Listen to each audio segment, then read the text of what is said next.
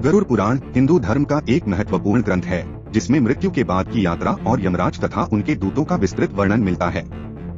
इस वीडियो में हम यमराज और उनके दूतों के बारे में गरुड़ पुराण के अनुसार विस्तार से जानेंगे।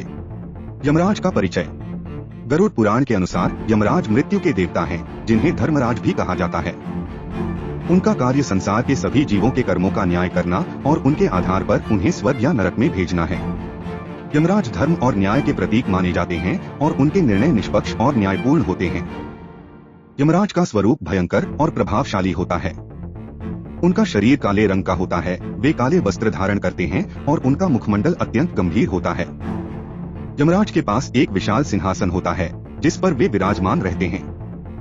उनके हाथ में एक गदा होती है, जो उनके अधिकार और शक्ति का प्रतीक है। चित्रगुप्त का महत्व। यमराज के साथ उनके मुख्य सचिव चित्रगुप्त होते हैं। चित्रगुप्त का कार्य सभी जीवों के कर्मों का लेखा जोखा रखना होता है। गरुड़ पुराण में बताया गया है कि चित्रगुप्त के पास एक विशाल पुस्तक होती है, जिसमें प्रत्येक जीव के जन्म से लेकर मृत्यु तक के सभी कर्मों का विवरण होता है। मृत्यु के बाद आत्मा का सामना चित्रगुप्त से होता है, जो उसके कर्मों का विश्लेषण करते हैं और यमराज को रिपोर्ट प्रस्तुत करते हैं। यमराज इस रिपोर्ट के आधार पर आत्मा का न्याय करते हैं और उसे उसके कर्मों के अनुसार अगले जन्म का निर्णय सुनाते हैं। यमदूतों का वर्णन। गरुड़ पुराण में यमदूतों का विस्तृत वर्णन मिलता है। ये दूत यमराज के सहायक होते हैं और उनका कार्य आत्माओं को यमलोक तक लाना होता है। यमदूत अत्यंत भयानक और विकराल होते हैं।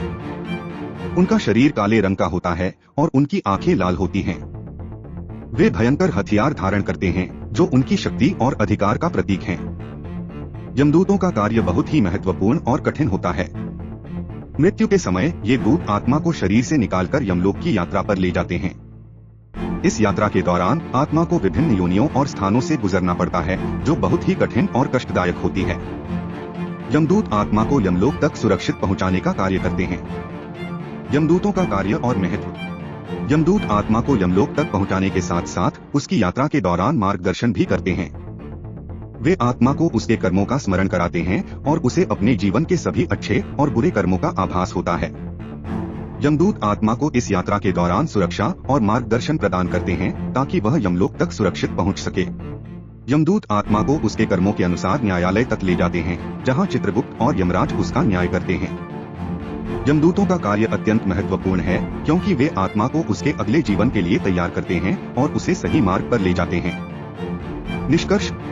गरुड़ पुराण में यमराज और उनके दूतों का वर्णन हमें यह समझने में मदद करता है कि मृत्यु के बाद की यात्रा और आत्मा के कर्मों का क्या महत्व है।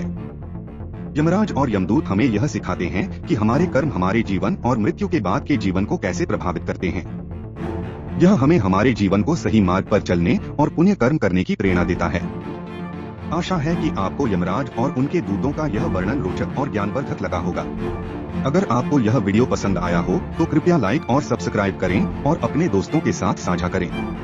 अगले वीडियो में हम गरुड़ पुराण के एक और रोचक विषय पर चर्चा करेंगे। धन्यवाद।